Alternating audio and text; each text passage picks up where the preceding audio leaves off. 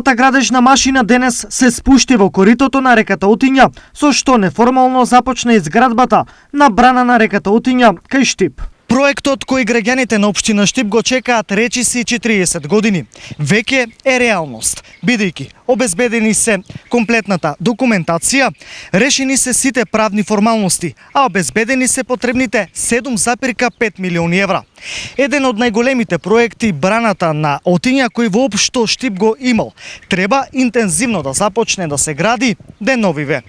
Еве што во врска со овој проект изјави министерот за транспорт и врски Благој Бочварски. Денеска започна градежните активности за припремните работи за изградбата на браната на река Утиња, што значи дека се подготвуваат сите пристапни патишта, се формира градилиште, се постуваат сите објекти кои што ќе бидат потребни за градилиштето и кога ќе се оформи целото градилиште, почнуваме со изградбата на браната, така што тоа би се случило во наредните денови, инаку изведувачот е воведен во работа.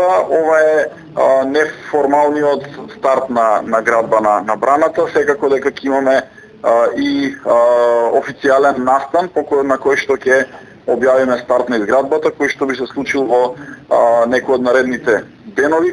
За Штип, а веројатно и за регионот, браната ќе има огромно значење.